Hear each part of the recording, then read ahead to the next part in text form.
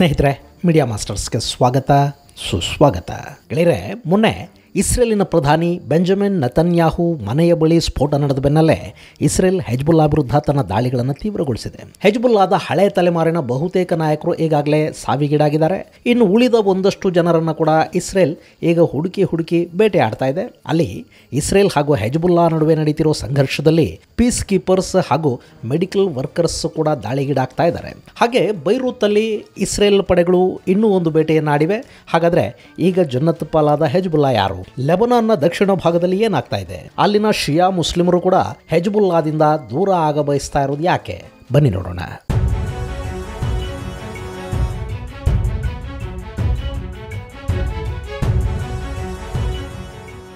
ಗೆಳೆಯರೆ, ಇಸ್ರೇಲ್ ಮತ್ತು ಹೆಜ್ಬುಲ್ಲಾ ನಡುವಿನ ಸಂಘರ್ಷ ತೀವ್ರ ಸ್ವರೂಪವನ್ನು ಪಡ್ಕೊಳ್ತಾ ಇದೆ. ಇಲ್ಲಿ ಹೆಜ್ಬುಲ್ಲಾದ ಭಯೋತ್ಪಾದಕರನ್ನು ಹೊಡೆದು ಹಾಕೋ ನಿಟ್ಟಲ್ಲಿ IDF ಲೆಬನಾನಿನ ದಕ್ಷಿಣ ಭಾಗದಲ್ಲಿ ಭಾರೀ ಪ್ರಮಾಣದ ದಾಳಿಗಳನ್ನು ಮಾಡ್ತಾ ಇದೆ.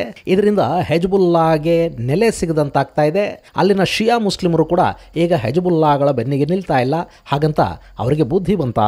ಭಯೋತ್ಪಾದನೆ ಅನ್ನೋದು ಯಾರಿಗೂ ಒಳ್ಳೆಯದಲ್ಲ ಅನ್ನೋದನ್ನ ಜನ ಅರ್ಥ ಮಾಡ್ಕೊಂಡು ಬಿಟ್ರ ಅಂತೆಲ್ಲ ನೀವು ಅಂದ್ಕೊಳ್ಳೋದಕ್ಕೆ ಹೋಗಬೇಡಿ. ಅಲ್ಲಿ ಹೆಜ್ಬುಲ್ಲಾಗಳಿಗೆ ಆಶ್ರಯ ಕೊಟ್ಟರೆ, ಅವರನ್ನು ತಮ್ಮ ಬಳಿ ಇಟ್ಟುಕೊಂಡ್ರೆ ಇಸ್ರೇಲಿನ ದಾಳಿಯಲ್ಲಿ ಸಾವಿಗೀಡಾಗಬೇಕಾಗತ್ತೆ ಅನ್ನೋ ಭಯ ಲೆಬನಾನಿನ ಶಿಯಾಗಳನ್ನು ಕಾಡೋದಕ್ಕೆ ಶುರುವಾಗ್ತಾ ಇದೆ. ಹೀಗಾಗಿ ಅವರು ಕೂಡ ಈಗ ಹೆಜ್ಬುಲ್ಲಾದಿಂದ ಅಂತರವನ್ನು ಕಾಪಾಡಿಕೊಳ್ಳೋ ಪ್ರಯತ್ನವನ್ನು ಮಾಡ್ತಾ ಇದ್ದಾರೆ. ಗೆಳೆಯರೆ, ದಕ್ಷಿಣ ಲೆಬನಾನ್ನಲ್ಲಿ ಶಿಯಾ ಮುಸ್ಲಿಮರು ಹೆಚ್ಚಿನ ಸಂಖ್ಯೆಯಲ್ಲಿದ್ದಾರೆ. ಹೀಗಾಗಿನೇ ಅಲ್ಲಿ ಹೆಜ್ಬುಲ್ಲಾಗಳಿಗೆ ಬಹುಬೇಗ ಆಶ್ರಯ ಸಿಕ್ತು. ಆರಂಭದಲ್ಲಿ ಹೆಜ್ಬುಲ್ಲಾ ಅನ್ನೋದು ಲೆಬನಾನ್ ಭಾಗದಲ್ಲಿ ಶಿಯಾಗಳ ಸಂಘಟನೆಯಾಗಿ ಕಾಣಿಸ್ಕೊಳ್ತು. ಹಾಗೆ ನೋಡಿದರೆ ಇಲ್ಲಿ ಲೆಬನಾನಿನ ಶಿಯಾಗಳಿಗೂ ಪ್ಯಾಲೆಸ್ತೀನಿನ ಸಂಘರ್ಷಕ್ಕೂ ಯಾವ ಸಂಬಂಧನೂ ಇಲ್ಲ. ಇನ್ನು ಪ್ಯಾಲೆಸ್ತೀನ್ ಭಾಗದಲ್ಲಿರೋದು ಸುನ್ನಿ ಮುಸ್ಲಿಮರು. ಹಾಗೆ ಹಮಾಸ್ ಅನ್ನೋದಿದೆಯಲ್ಲ, ಅದು ಸುನ್ನಿ ಮುಸ್ಲಿಮರ ಉಗ್ರ ಸಂಘಟನೆ. ಹೀಗಾಗಿ ಶಿಯಾಗಳು ಯಾವತ್ತೂ ಕೂಡ ಸುನ್ನಿ ಉಗ್ರರನ್ನು ಬೆಂಬಲಿಸಲಿಲ್ಲ.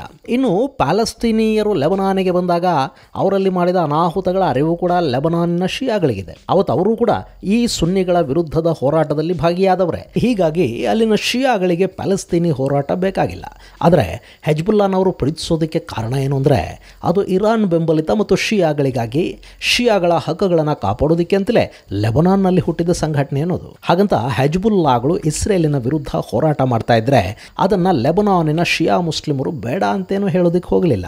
ಅದಕ್ಕೆ ಎರಡು ಕಾರಣಗಳಿತ್ತು. ಒಂದು, ಲೆಬನಾನಿನ ದಕ್ಷಿಣ ಭಾಗದ ಒಂದಷ್ಟು ಭೂಭಾಗ ಇಸ್ರೇಲ್ನ ಹಿಡಿತದಲ್ಲಿದೆ ಅನ್ನೋದು. ಎರಡನೆಯದ್ದು, ಇಸ್ರೇಲಿನ ಯಹೂದಿಗಳನ್ನು ಶಿಯಾ ಸುನ್ನಿ ಅನ್ನೋ ಭೇದ ಇಲ್ಲದೆ ಸಮಸ್ತ ಮುಸ್ಲಿಮರು ಮತದ ಕಾರಣಕ್ಕೆ ದ್ವೇಷ ಮಾಡ್ತಿದ್ದಾರೆ ಅನ್ನೋದು. ಇದು ಒಂಥರ ದಾಯಾದಿ ಕಲಹ. ಶಿಯಾ ಇರಲಿ, ಸುನ್ನಿ ಇರಲಿ ಅಥವಾ ಮತ್ಯಾವುದೇ ಮುಸ್ಲಿಮರು ಇರಲಿ, ಅವರು ನಿಸ್ಸಂಕೋಚವಾಗಿ ಯಹೂದಿಗಳನ್ನು ದ್ವೇಷ ಮಾಡ್ತಾರೆ, ಅವರನ್ನು ಇಷ್ಟಪಡುವುದಿಲ್ಲ. ಹೀಗಾಗಿ ಇಸ್ರೇಲ್ ವಿರುದ್ಧ ಒಂದು ದ್ವೇಷ ಅನ್ನೋದು ಅಲ್ಲಿನ ಜನರ ಮನಸ್ಸಲ್ಲಿದೆ. ಸೊ ಈ ಹೆಜ್ಬುಲ್ಲಾಗಳು ಇಸ್ರೇಲ್ ವಿರುದ್ಧ ಕಾದಾಡ್ತಾ ಇದ್ರೆ ಲೆಬನಾನಿನ ಶಿಯಾಗಳು ಅದನ್ನು ಬೆಂಬಲಿಸ್ತಾ ಎಂಜಾಯ್ ಮಾಡ್ತಾ ಇದ್ರು. ಆದರೆ ಯಾವಾಗ ಇಸ್ರೇಲ್ ಪ್ರತಿದಾಳಿಯನ್ನು ಆರಂಭ ಮಾಡ್ತೋ, ಲೆಬನಾನಿನ ಜನವಸತಿಗಳ ಮೇಲೆ ಇಸ್ರೇಲಿನ ಬಾಂಬುಗಳು, ಆರ್ಟಿಲರಿಗಳು ದಾಳಿ ಶುರುವಿಟ್ಟುಕೊಂಡು ತಕ್ಷಣ ಅಲ್ಲಿನ ಶಿಯಾ ಮುಸ್ಲಿಮರು ಎಚ್ಚೆತ್ತುಕೊಂಡಿದ್ದಾರೆ. ಹಮಾಸ್ಗಾಗಿ ಅಥವಾ ಪ್ಯಾಲೆಸ್ತೀನ್ ಹೋರಾಟದಲ್ಲಿ ನಾವು ಯಾಕೆ ಸಾಯಬೇಕು, ನಮ್ಮ ಮನೆಗಳ ಮೇಲೆ ಯಾಕೆ ಬಾಂಬಿಂಗ್ ಮಾಡಿಸ್ಕೋಬೇಕು ಅನ್ನೋದು ಈಗ ಅವರ ಪ್ರಶ್ನೆ.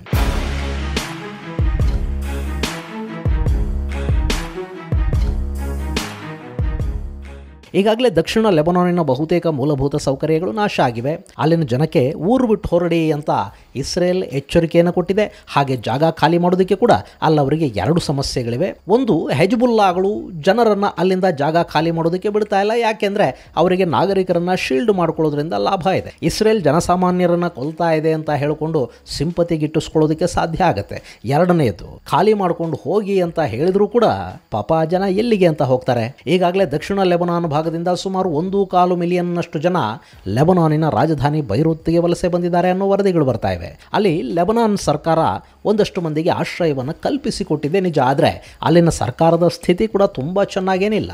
ಅದರ ಜೊತೆಗೆ ಈ ಲೆಬನಾನ್ ಬಗ್ಗೆ ನಿಮಗೆ ಗೊತ್ತಲ್ಲ, ಅದು ಸಂಪೂರ್ಣವಾಗಿ ಕಿತನಾ ಆಬಾದಿ ಉತನಾ ಹಕ್ ಅನ್ನೋ ಸೂತ್ರದ ಮೇಲೆ ವಿಭಜನೆಗೊಂಡಿರೋ ದೇಶ. ಈಗ ಅಲ್ಲಿನ ಕ್ರಿಶ್ಚಿಯನ್ ಬಾಹುಳ್ಯದ ಸ್ಥಳಗಳಲ್ಲಿ ಈ ಶಿಯಾ ಮುಸ್ಲಿಮರಿಗೆ ಆಶ್ರಯ ಕೊಡೋದಕ್ಕೆ ಕ್ರೈಸ್ತರು ಒಪ್ತಾ ಇಲ್ಲ. ಈ ಹಿಂದೆ ಹೆಜ್ಬುಲ್ಲಾನ ಬೆಂಬಲಿಸಿದ್ದ ಒಂದಷ್ಟು ಕ್ರಿಶ್ಚಿಯನ್ ಸಂಘಟನೆಗಳು ಕೂಡ ಈ ಬಾರಿ ಹೆಜ್ಬುಲ್ಲಾದ ವಿರುದ್ಧ ನಿಂತಿವೆ. ಲೆಬನಾನ್ ಇವತ್ತು ಈ ಪರಿ ಹಾಳಾಗೋದಕ್ಕೆ ಹೆಜ್ಬುಲ್ಲಾನೇ ಕಾರಣ ಅನ್ನೋ ನಂಬಿಕೆ ಅಲ್ಲಿನ ಕ್ರೈಸ್ತರಲ್ಲಿ ಬಲವಾಗಿ ಬೇರೂರ್ತಾ ಇದೆ. ಹೀಗಾಗಿ ಅವರು ಈ ಶಿಯಾಗಳನ್ನು ಒಳಗೆ ಬಿಟ್ಕೊಳ್ತಾ ಇಲ್ಲ. ಇನ್ನು ಇವರನ್ನ ಸುನ್ನಿಗಳು ಮತ್ತು ಡ್ರೂಸ್ ಜನಾಂಗ ಹೆಚ್ಚಿರುವ ಕಡೆಗಳಿಗೆ ಕಳುಹಿಸುವ ಪ್ಲಾನ್ ಮಾಡಲಾಗ್ತಾ ಇದೆ. ಆದರೆ ಲೆಬನಾನ್ನಲ್ಲಿನ ಸುನ್ನಿಗಳು ಹಾಗೂ ಡ್ರೂಸ್ ಜನ ಕೂಡ ಈ ಹೆಜ್ಬುಲ್ಲಾ ಬಗ್ಗೆ ಸದಭಿಪ್ರಾಯವನ್ನು ಹೊಂದಿಲ್ಲ. ಈ ಶಿಯಾಗಳು ಹೆಜ್ಬುಲ್ಲಾನ ಬೆಂಬಲಿಸಿದ ಕಾರಣಕ್ಕೇನೆ ಇವತ್ತು ಲೆಬನಾನ್ ಈ ಸ್ಥಿತಿಗೆ ಬಂದಿದೆ ಅಂತ ಅವರು ಕೂಡ ಭಾವಿಸಿದ್ದಾರೆ. ಇಂಥ ಪರಿಸ್ಥಿತಿಯಲ್ಲಿ ಸಾಕಷ್ಟು ಜನ ಶಿಯಾ ಮುಸ್ಲಿಮರು ಲೆಬನಾನ್ ಅನ್ನು ಬಿಟ್ಟು ಸಿರಿಯಾನ ತಲುಪ್ತಾ ಇದ್ದಾರೆ. ಆದರೆ ಸಿರಿಯಾ ಕೂಡ ಇಸ್ರೇಲಿನ ಕಣ್ಣಳತೆಯಲ್ಲೇ ಇದೆ. ಅಲ್ಲಿ ಈ ಜನ ಹೋದರೆ ಸಮಸ್ಯೆ ಇಲ್ಲ, ಆದರೆ ಅವರ ನೆರಳಲ್ಲೇ ಹೆಜ್ಬುಲ್ಲಾ ನಾಯಕರು ಕೂಡ ಅಲ್ಲಿಗೆ ಹೋದರೆ ಇಸ್ರೇಲ್ ಸಿರಿಯಾದ ಮೇಲೆ ಕೂಡ ದಾಳಿ ಮಾಡುತ್ತೆ ಅನ್ನೋ ಆತಂಕ ಅಲ್ಲಿನ ಜನರಲ್ಲಿ ಇಲ್ಲದೇ ಇಲ್ಲ. ಹೀಗಾಗಿ ಅಲ್ಲಿ ಯಾರು ಹೆಜ್ಬುಲ್ಲಾದ ಜೊತೆ ರಾಜಕೀಯ ಸಂಬಂಧಗಳನ್ನು ಇಟ್ಟುಕೊಂಡಿಲ್ವೋ ಅಂಥ ಸಾಮಾನ್ಯ ಶಿಯಾ ಮುಸ್ಲಿಮರು ಹೆಜ್ಬುಲ್ಲಾದಿಂದಲೇ ನಮಗಿಂಥ ದುಸ್ಥಿತಿ ಬಂತು ಅಂತ ಭಾವಿಸ್ತಾ ಇದ್ದಾರೆ.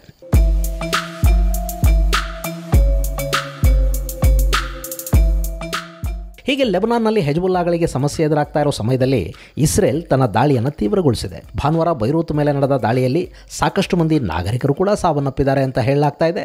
ನಿನ್ನೆ ನಡೆದ ದಾಳಿಯಲ್ಲಿ ಬೈರೂತ್ನ ಶಾಪಿಂಗ್ ಸ್ಟ್ರೀಟ್ ಅಂತಲೇ ಖ್ಯಾತಿಯನ್ನು ಪಡೆದಿರುವ ಮಾರ್ ಇಲಿಯಾಶ್ ಮೇಲೆ ದಾಳಿಯಾಗಿದೆ ಅನ್ನೋ ವರದಿಗಳು ಬರ್ತಾ ಇವೆ. ಅದು ತುಂಬ ಜನನಿಬಿಡ ಪ್ರದೇಶ ಆಗಿದೆ ಮತ್ತು ಅಲ್ಲಿ ಕನಿಷ್ಠ 22 ಮಂದಿ ಸಾವಿಗೀಡಾಗಿದ್ದಾರೆ ಅನ್ನೋ ಮಾಹಿತಿಗಳು ಬರ್ತಾ ಇವೆ. ಈ ದಾಳಿಗೆ ಕೆಲವೇ ಗಂಟೆಗಳ ಮುನ್ನ ಲೆಬನಾನ್ನ ರಸ್ ಅಲ್ ನಭಾದ ಮೇಲೆ ನಡೆದ ದಾಳಿಯಲ್ಲಿ ಇಸ್ರೇಲಿಗೆ ಮತ್ತೊಂದು ಭರ್ಜರಿ ಬೇಟೆ ಸಿಕ್ಕಿದೆ.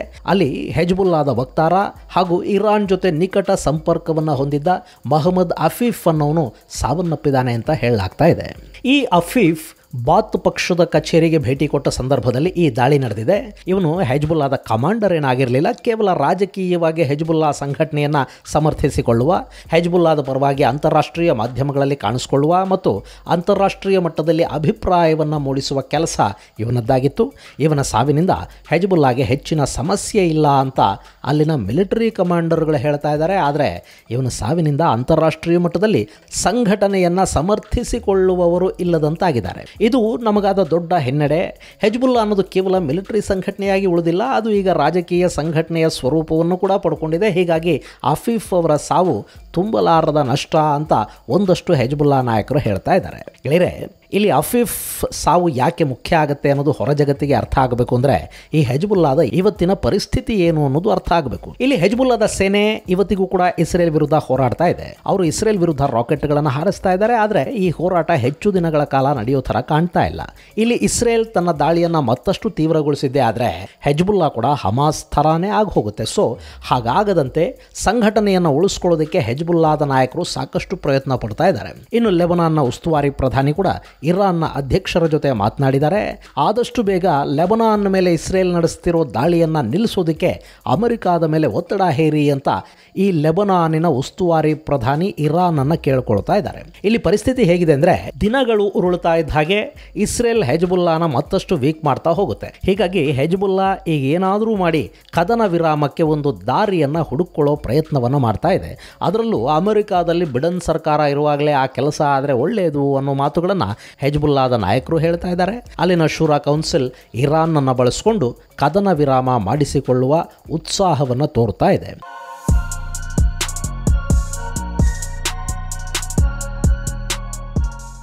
ಆದರೆ ಇಸ್ರೇಲ್ ಸದ್ಯಕ್ಕೆ ಯಾವ ಕದನ ವಿರಾಮಕ್ಕೂ ಸಿದ್ಧ ಇದ್ದಂತಿಲ್ಲ.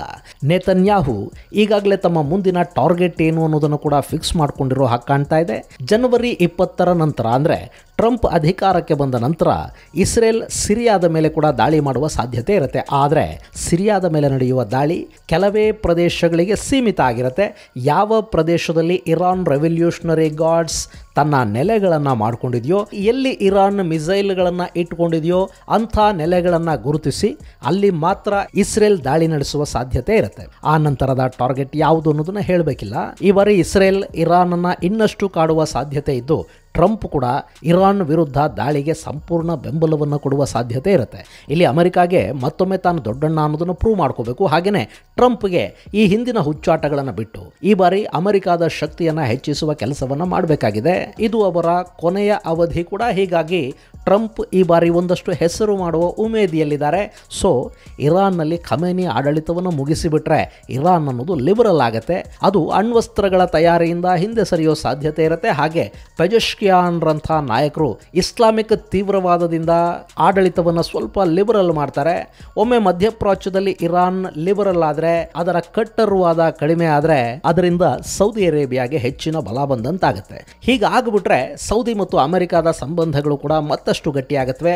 ಜೊತೆಗೆ ಮಧ್ಯಪ್ರಾಚ್ಯದಲ್ಲಿ ಇಸ್ರೇಲ್ ಜೊತೆಗೆ ಅರಬರಿಗೆ ಸಂಧಾನ ಮಾಡಿಸಬೇಕು ಅನ್ನೋ ಟ್ರಂಪ್ ಪ್ರಯತ್ನ ಏನಿದೆ ಅದು ಸಾಧ್ಯ ಆಗಬೇಕು ಅಂದರೆ ಇಲ್ಲಿ ಇರಾನ್ ತನ್ನ ಶಕ್ತಿಯನ್ನು ಕಳ್ಕೋಬೇಕಾಗತ್ತೆ.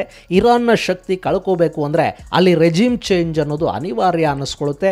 ಹೀಗಾಗಿ ಈ ಬಾರಿ ಟ್ರಂಪ್ ಇರಾನ್ನ ಶಕ್ತಿಯನ್ನು ಸಂಪೂರ್ಣವಾಗಿ ಮುಗಿಸಿಬಿಡುವ ಪ್ರಯತ್ನಕ್ಕೆ ಕೈ ಹಾಕೋ ಸಾಧ್ಯತೆ ಇರುತ್ತೆ. ಅಕಸ್ಮಾತ್ ಹಾಗೇನಾದರೂ ಆದರೆ ಇರಾನ್ನ ಪ್ರಾಕ್ಸಿಗಳು ಸಂಪೂರ್ಣವಾಗಿ ಸರ್ವನಾಶ ಆಗೋಗುತ್ತವೆ. ಇದೆಲ್ಲ ಗೊತ್ತಿರೋದ್ರಿಂದಲೇ ಹೆಜ್ಬುಲ್ಲಾ ಕದನ ವಿರಾಮದ ಬಗ್ಗೆ ಮಾತಾಡ್ತಾ ಇದೆ ಮತ್ತು ತನ್ನ ಸಂಘಟನೆಯನ್ನು ಉಳಿಸಿಕೊಳ್ಳೋದಕ್ಕೆ ಯಾವುದಾದ್ರೂ ದಾರಿ ಸಿಗುತ್ತಾ ಅಂತ ಅವರು ಕೂಡ ನೋಡ್ತಾ ಇದ್ದಾರೆ. ಇದು ಗೆಳೆಯರೆ ಇಸ್ರೇಲ್ ಹೆಜ್ಬುಲ್ಲಾದ ಮೀಡಿಯಾ ಮುಖ್ಯಸ್ಥನನ್ನು ಹೊಡೆದು ಹಾಕಿರೋದರ ಕುರಿತಾದ ಒಂದಷ್ಟು ಮಾಹಿತಿ.